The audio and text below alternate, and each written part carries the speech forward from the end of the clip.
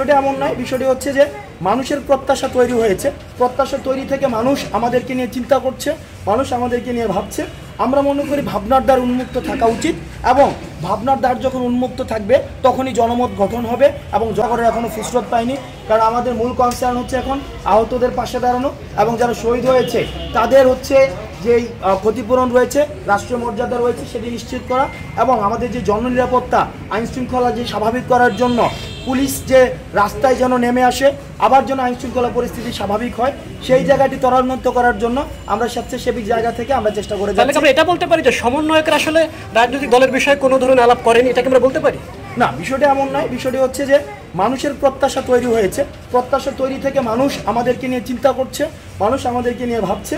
আমরা মনে করি ভাবনার দ্বার উন্মুক্ত থাকা উচিত, এবং ভাবনার দ্বার যখন উন্মুক্ত থাকবে তখনই জনমত গঠন হবে, এবং জনমত গঠন থেকেই হচ্ছে রাজনৈতিক কাঠামোর ভিত্তি গড়ে ওঠে। তো সুতরাং আমরা মনে করি জনমত গঠন থেকেই হচ্ছে রাজনৈতিক কাঠামোর ভিত্তি গড়ে ওঠে। তো সুতরাং আমরা মনে করি জনমত গঠন হওয়া উচিত, এবং পরবর্তীতে জনমত গঠনের ভিত্তিতে যদি প্রয়োজন হয় রাজনৈতিক কাঠামোর যে বিষয়টি সেটি নিয়ে চিন্তা করা যেতে পারে।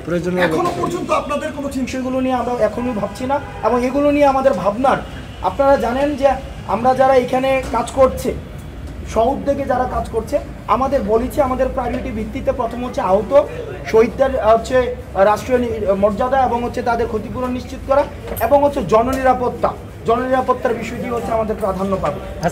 কিন্তু এতদিন পর্যন্ত যেহেতু কোনো দৃশ্যমান পদক্ষেপ আসেনি, আহতরা আমাদেরকে অভিযোগ জানাচ্ছে।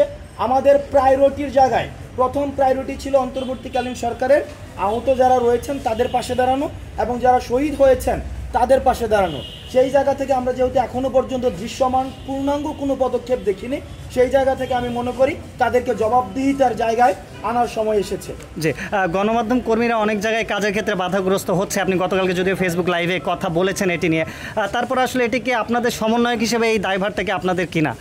দেখুন, আমরা প্রথমেই বলছি যেটি কে করেছে এই জায়গাতে আমরা কোনো দায়ভার চাপাতে চাই না।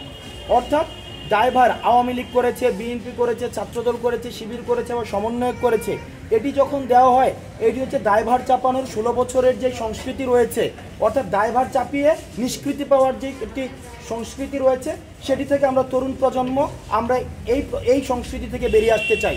বরং যারা এই কাজটি করেছে তাদের প্রথম এবং প্রধান পরিচয় তারা অপরাধী।